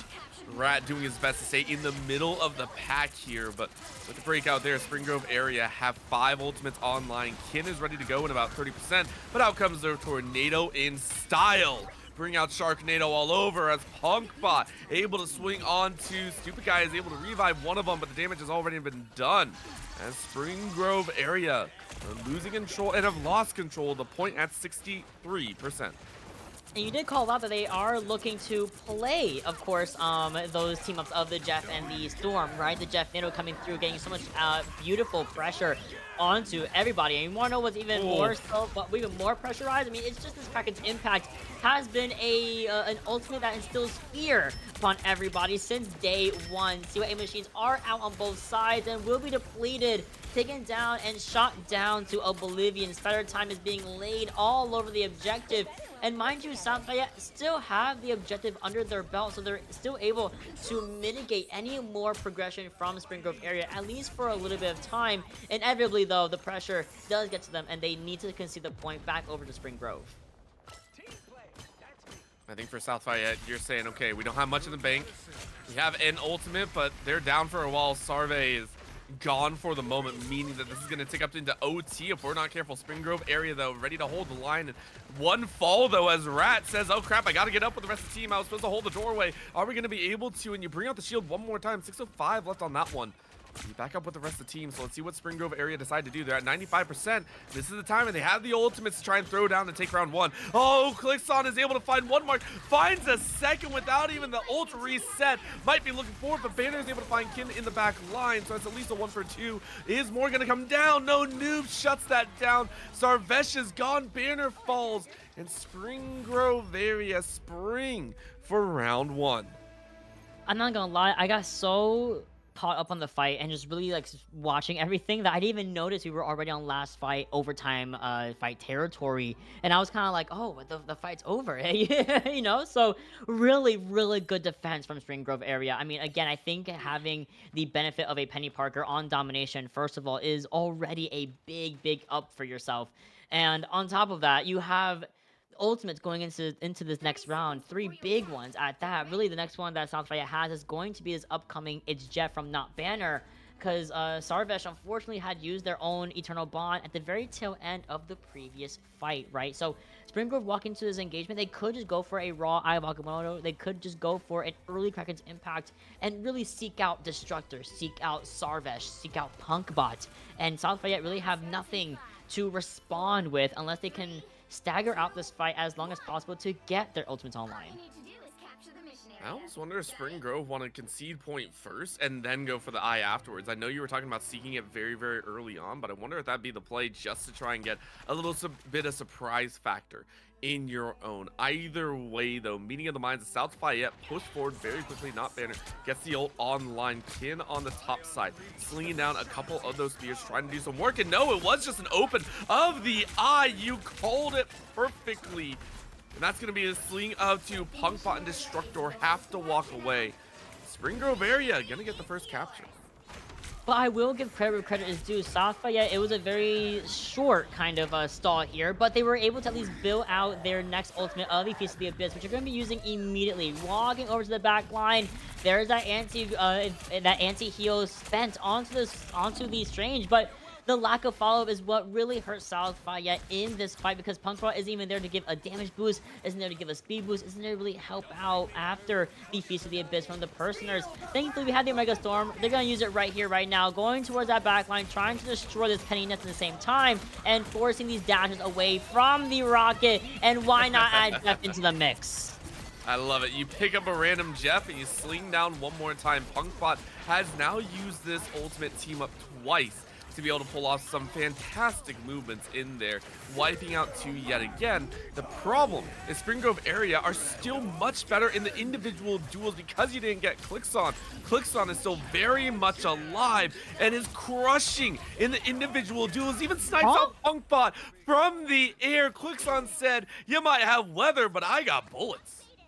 No, that was crazy, because the confidence to go up in the air like that and still get the kill is absolutely insane behavior. And that's why Spring Grove are still continuously keeping this point in their control, and more so, they're negating any touch from your typical touchers, like, of course, Venom, for example, or even a Jeff. They're not letting Personers play the game. They're not letting anyone play the game. Destructors does have, of course, the CYA machine, but the Eye of Alchemist stuns out at least 4 people. And that is just going to be the end of the fight before it really even kicks off here.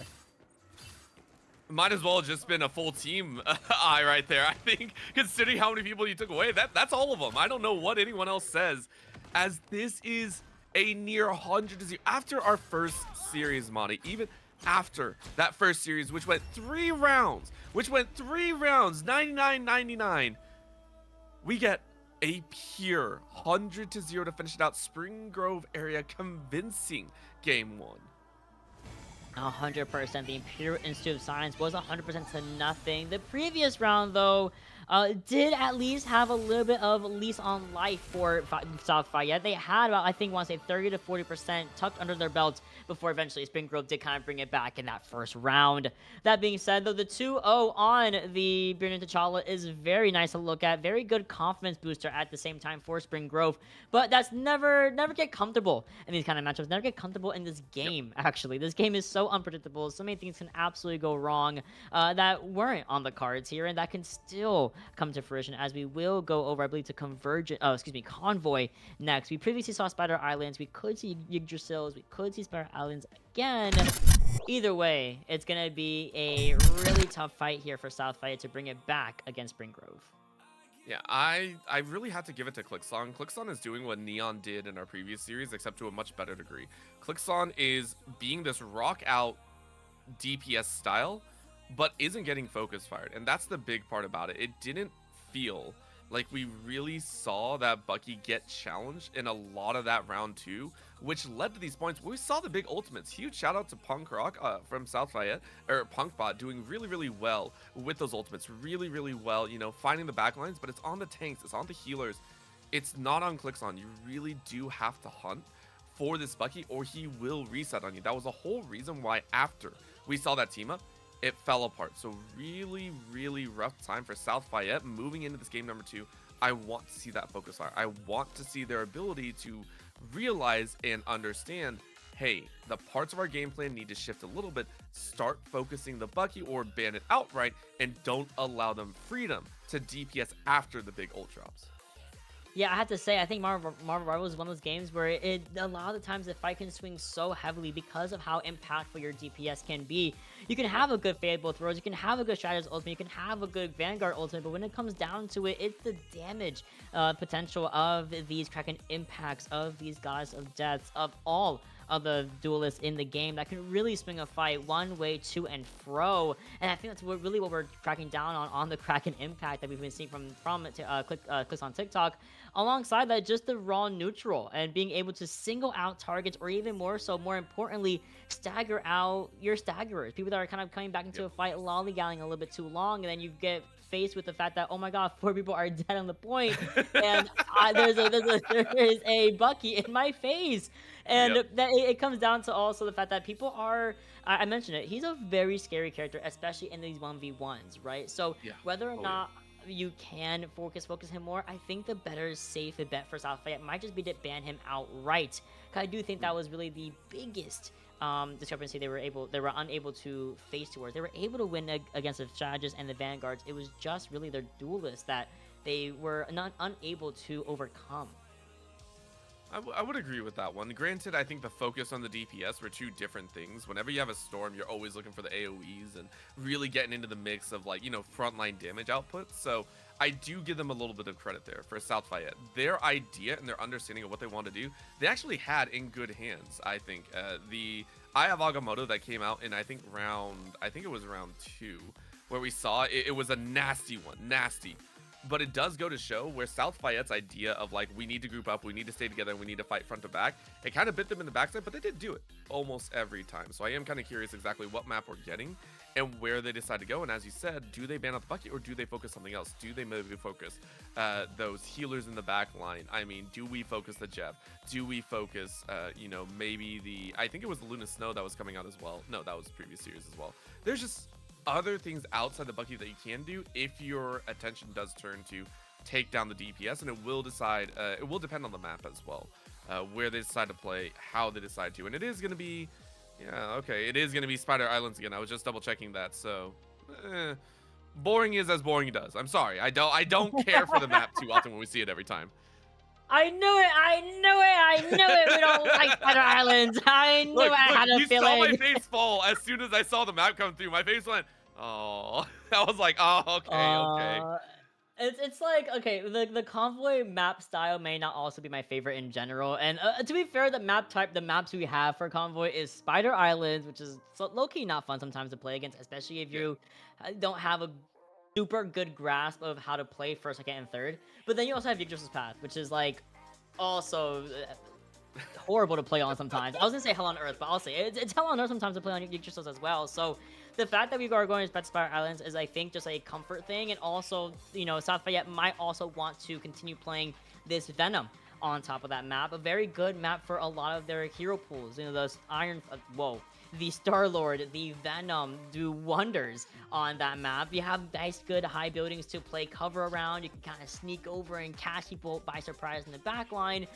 That is, of course, granted, South Fayette would be actually attacking first. So ideally, you know, they had to break through Springgrove's defenses here. And if Springgrove played that this map any way they played that first map of Being T'Challa, South Fayette have their work cut out for them for sure. Yes, one of the big things that when you play a composition that is very bottleneck style, it actually really makes me worried moving into this. Now, for two reasons. Number one is any bottleneck means that you don't have good flexibility outside of it. You don't have good heroes to actually skitter to the side is the best way to put it. In series number 1, we actually saw the Hela make their way out. I think Neon actually had a really good idea of flanking. It didn't really work out, but that's what you need. I didn't see any real flank options come out of South Fayette back in Burning T'Challa. It actually really, really worried me because that means that you're basically just rocking with the team, which makes it in turn very easy for the opponent to get a good read on you and say, hey, I know which entryway you're coming from. You're not really going from left or right. I don't have to worry about those flanks, which means we can actually bottleneck all of our focus into wherever we see your tanks and wherever we see your team. Secondly, there's the issue of Spider Island that there are hallways, yes, but everywhere you look, you're in fairly close proximity. There's nowhere that you can go real far long range. You are relatively within, I think, mid-range, unless you're taking down a lot of the towers and everything. I mean, we saw earlier an Eye of Agamotto literally in one of the buildings. It was just a raw pull at the end of the day. So I really do feel, as much as I dislike this map, South Fayette are going to have to break out of their general mold of how they play this game if they want to make this attack work. Well, it does look like, at the very least, we're getting some imperative bans online here. It looks like we're getting that Bucky ban we were talking about earlier, kind of hinting towards, thankfully. And then we also have the Storm coming out at the same time as a protection from South Fayette. Also, I misspoke. South Fayette are up into defend first. Springgrove looking like they want to attack. That being said, the Moon Knight does get banned, and we are going to be keeping that Penny Parker. Again, another good map that she can work on. It's not just the buff of the fact that it's Spider Islands, of course. It's just the fact that she's built kind of for this bottleneck playstyle. You walk into her minefield area, you walk into her spider nest, and you are going to explode before you can even look around fast enough. It's just going to be pop goes the weasel, and crap, that's not good. But final saves and bans to come out. Rocket Raccoon being saved by Springgrove area, saying that's one of our favorites at the end of the day. This is... Ooh, okay, so saying the Thor caused a few issues last time and bringing that to A little bit of a close. Do I disagree? No. But I don't think they had that much issue with the front line last time. So maybe giving some respect to South Fayette here. For sure. And as a last, bar of protection, again, that Namor ban mitigating not just the turrets, which can also be set up so wonderfully on these nice high buildings of Spider Islands. You also don't want that Hela to even be a factor from either side, and make sure that Hela team up is not online here whatsoever. So this does kind of make sense, and a lot of what we're seeing right now, at least in the interim period before going into the map, makes a lot of sense. You're still seeing these flyer compositions, at least for now, from Laugh, from Punkbot, with that Storm coming back. We have to Yo! They keep like changing their characters, and I got really stressed out. No, we're still running the Storm. We also have the Punisher making a first appearance on, I believe, this stream today, and I think Punisher is still so strong, especially when you're able to kind of just use maybe the damage boost from the Fate of Both Worlds and the Final Judgment. Oh my goodness, everyone's exploding. You know what? You'd be in the minority by saying that, so... hold up. That was really funny. Sorry, I saw the chat and I thought that was really, really funny. We got it. It's okay. Just play it, bro. Yeah. So we're good. Don't worry about it. Nobody worry about it. So let's go back to Punisher, because Punisher, I do agree, is one of my favorites. However, the limited stylization is straight up hit scan. It is like the Soldier 76 of this game. I am interested to see exactly how it's going to pan out, if it's going to work here for Destructor. But for Spring Grove area, they're rocking out an immediate loss of one body, as Rat is going to get revived here at the end, which in turn means South Fayette are in a little bit of a surprise. We saw Destructor run up on the side, and they just kind of lose out. Spring Grove area take a fantastic first battle. Let me just explain what happened here real quick. We have a lot we do have to into what happened, because South Fayette, they try to go for a very a close hold, right? You saw the Captain America, and you also saw Destructor on that Punisher really start forwarding, charging into that tower next to the spawn area. Spring Grove said, we're gonna walk forward, set up mines, and when they try to retreat, they're gonna explode. That's exactly what happened to South Fayette's forces there. I mean, I think Personers literally walked into the mines and just got completely blindsided by the fact that we already set up those two penny nests. So really, really sneaky kind of play coming in from Spring Grove, and they're going to continue that onward. They actually got rid of Disruptor again. He's actually still walking back from the spawn room. As you are seeing this fight really take in favor once more towards that Rat Beater. Oh, I need you, hire you for my apartment, bestie. Taken down by Servetto, not really what you want to see from your tank, but Spring Grove are still looking at least to regroup quickly here. I feel like that's something that you got to take up with your landlord, not on a broadcast. I feel that's a whole different issue to be bringing up here on the day. However, 4Kid on the Squirrel Girl, having a blast onto what is going on with this. I'm seeing more and more of the squirrels run amok, and it's working well. Clixon, by the way, on the Spider-Man, aptly here on Spider Island, has been doing quite a bit of work, being able to dip in and out of battles. Destructor trying to do his best, but for South Fayette, there's just not much room to work with here. First point will be Spring Grove area's way. Omega Storm comes through, and it's just the pressure is oh wow. This is why forcing the Spider Time actually comes through around the objective, setting down all these minefields. And I mean, again, you walk into it, you kind of just start exploding. You can hear them ticking in your headset as well. And then also on top of that, we get the cap at the same time. I also want to say real quick, I live in New York City. That's the context of the rat thing. Chill on me. I got a landlord. You have to explain it. It could be like any city in the U.S. Let's be honest here. No, you're so right on that, actually. The United States needs Rat Beater, actually. I think if we decide that today. But yeah, no, really good fight here for Spring Grove. They're just kind of walking through easily, through second, first point, second point, looking very much the same fate so far. Yeah, again, Spring Grove area have already shown that they are always really, really good in scrambles in a lot of these battles. South Fayette, the whole reason I think it looked good in the previous is they had really good ult combinations. Like, Clixon is not allowing that, as that's a swing and a hit. That is the trash taken out, in the words of Spider-Man, as Clixon single-handedly stopped a fight from South Fayette. And it's just they're just gonna continue. Like, oh wait, Punkbox said, back up, bro, back up. Laugh a little does unfortunately try to go for a touch. Seeked out by the Strange here. Punk is using this cover really well though. He is getting healed up. He's getting that healing from the Lunar Snow, forcing the touch here with the Fabled Worlds. And we also have Honey Mind did just get set up, right? So we gotta be a little bit weary on how he approaches. You see why Machine coupled with, or at least against the Final Judgment, not gonna work on favorably for Southgate, unfortunately, as it is just the pressure building and bubbling and bursting at the seams for Spring Grove to continue this assault with 4 entire minutes to spare. I think something that I have to respect from Spring Grove area, they're not waiting around for like the right time to make the play. They're not waiting for that 90% accuracy. They're essentially saying, hey, there's a 70% chance of this working. We're going to send it. Whether it's the eye, whether it's a straight on backline access, whether it's just a brutalization at the end of the day, it's why, even though not Banner, swapping over to the Spider-Man takes out 2, we don't really see South Fayette winning outright. In comes that Storm though, which might be the icing on the cake if they can. Low HP bars on the other side as Punkbot is able to find Rats. And it is a really good mark, but Rats takes one back with a revive at the end. A brutal moment as Spring Grove area denied everything South Fayette threw down and stalls them out at the doorsteps.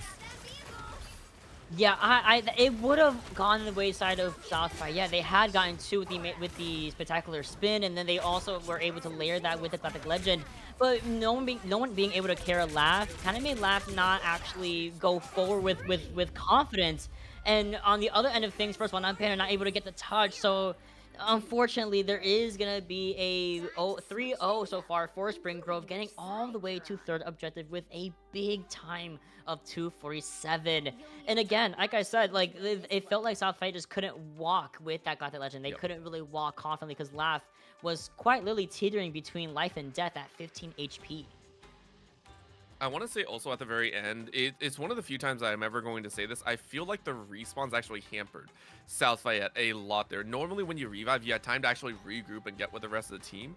But because the revives came through so quickly and Clickson was literally right there wasn't even a moment for South Fayette to try and build up like some sort of defensive pattern with the rest of the team. Clickson literally ran in after Ratbeater took that battle and was like, bro, you're not doing anything. I'm sorry. Wiped out the last 3 and shut that down immediately. I give props to Spring Grove area playing such an immaculate game right now. And I have no doubts in my mind for South Fayette. They have 4 minutes on the clock. It is going to be an uphill battle to get checkpoint 1 with those 4 minutes. It is. It's gonna be a tough one, but they're making some swaps. They're making adjustments that are, I think, very needed in that attack room, that attack spawn room. We have Not Banner finally looking like he wants to go on to the new Daredevil character. This is a classic, and Penny Parker should be able to come back, but not. That little ledge is so short. It's actually like. It's very difficult to come back from it, even as most of these characters that can usually come back from being dropped off the ledge. But unfortunately, as we get res, we get killed again, and the rest of the team of Spring Grove will continue to hold these guys, right at the spawn area. No. Oh. Clickson is having way too much fun right now, being the Spider-Man, the annoying neighborhood superhero at this point. So even the high ground angle pagoda side ain't gonna be in your favor. Noob on the low ground is able to hold off. So for the first 40 seconds, it has been all Spring Grove area. South Fayette have not pushed a single meter thus far here in the first minute. 5 HP. He is actually 1, and no one can find him in time. Laugh-A-Little gets taken care of early as the Angela, newly focused character. Give us back up, but wow, we try to get our momentum back in favor of South Fayette. They are constantly losing bodies. One after another. We're gonna get off this Daredevil. We're actually gonna go see Laugh-A-Little go over to the Wolverine here, maybe to kind of kidnap this Penny Parker or the Strange, give themselves a little bit of a better odd of singling out these vanguards, and that's 2 fights already done and dusted. At this point, I'm pretty sure we're on fight 5. We're just not counting them, really. It feels like this has just been all Spring Grove area. They lose one more, but Stupid Guy is like, dude, I'm losing members as slowly as my revamp for my ability comes like up, every time it feels like Stupid has had that opportunity. And now with the Eye of Agamotto sets up yet another corner block. South Fayette, they have not moved more than 5 meters here. As 2 minutes are gone, and Spring Grove area C, the end of the series site. Kind of got stuck on that high ground for a little bit. On the roof. Fuse the Abyss does get the damage, the healing reduction in place on the back line, but there's no follow up, and the spectacular spin does split people right in that entryway. It's not considered the spawn healing area. It's the doorway to the left and the right that will negate those kills. So it clicks on the TikTok is having a fantastic time so far playing. Again, you're playing your man. I think the best part is they actually haven't moved from this one corner of the map, right? Like this corner has been Clixons the entire time. The only reason that they jump back with the rest of the team is like, oh, someone ults back there. Okay, I gotta help out. Laugh though is doing some work in the sky, but Clixon there. What did I just say? What did I just say? Clixon is like, oh, my team's getting hit. Okay, I'll take them out and then I'll go back to my corner. It never freaking ends. Though. Have the little space for themselves, but it just doesn't matter. HP bars for the battle. It's slowly away. Christian come out here though.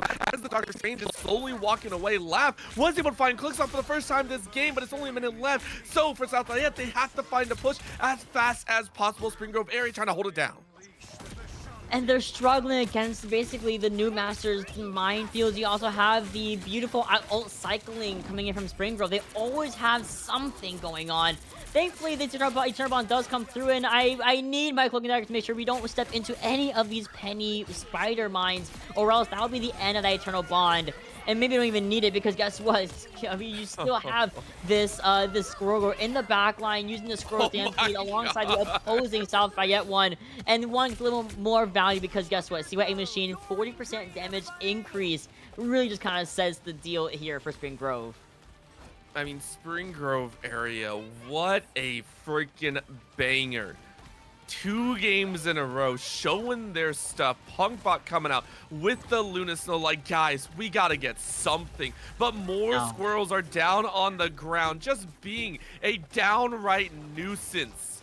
And with that touch, the payload, which has only moved 4.17 meters, the convoy is stalled. Clixon shuts the door, and it's series over as Spring Grove area take it 2-0. Fantastic work coming in from Spring Grove area, really showcasing their finesse on domination, and then really just kind of showcasing really solid defense and attack on Spider Islands, right? South Fayette did their best. They had some shiny moments, especially in the first round of the first map of domination, but this time they just struggled so much with trying to break open this mold. You saw, and they tried different things, right? They would kind of send Destructor up on that high ground in the corner to try to kind of scare Clixon off a little bit more. And that didn't work, right? Then they tried going to a different angle. They tried going for a flank Galactic Legend, which did get 2 eliminations at the end of the day. But then Spring Grove area's ability to flip, to recognize a new situation and adjust accordingly, almost at the drop of a dime, right? The drop of a dime. Oh my goodness. Was very impressive to watch. And they always had a response for everything. As you mentioned, during that Galactic Legend, clicks on TikTok was like, hold on, shut down and go back to my corner, you know? And really following that same game plan. And I think the biggest thing they couldn't do was find or even get rid of any of the spider nest that Noob Master was able to put down all over the field. It's also a tough time when you're having to manage the fact that, hey, Clixon is in your face. Literally everyone from Spring Grove was on point that series, so I can't fault South Fayette that much in having difficulties. It was a really well executed plan for Spring Grove area, so I think as much as we've kind of talked about South Fayette falling, they fought hard. Big shout out to Not Banner for trying to fight back, had 11 eliminations that last game, and was trying something else different, swapped over to the Spider-Man themselves, so really big credit there. It just wasn't enough, and unfortunately for them here in the PIEA, they are going to falter, and they'll have to find a win somewhere else. Absolutely, but I think this is almost the last week of PIEA, or I might be confusing my tournaments, but this is last week, correct? Ooh.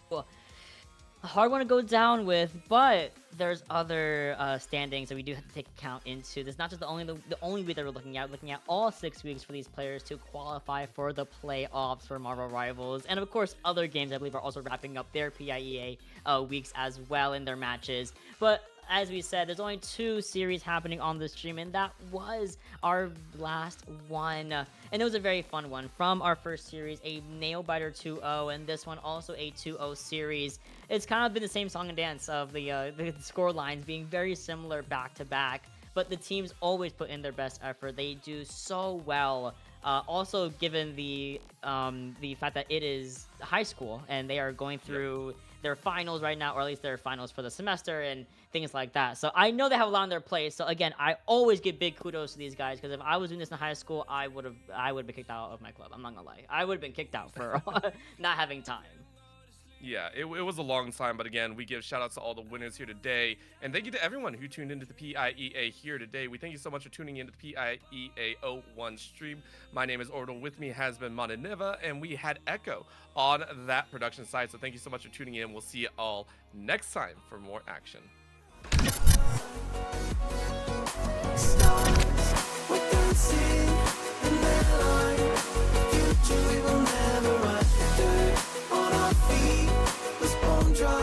It was bone dry.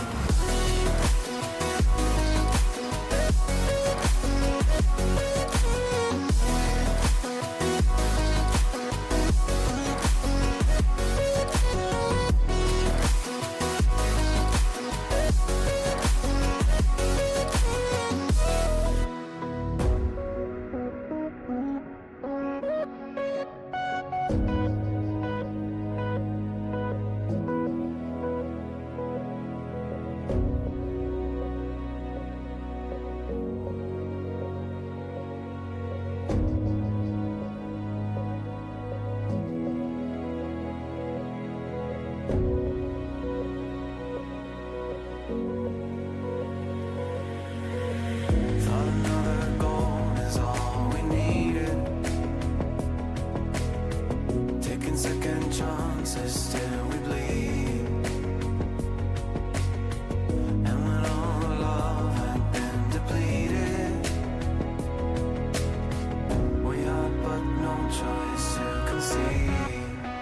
As the stars were dancing in that line, the paths that we could never run. Oh, they were dancing way up high. Stars dancing in that line, future we will never run. Dirt on our feet was bone dry, it was bone dry.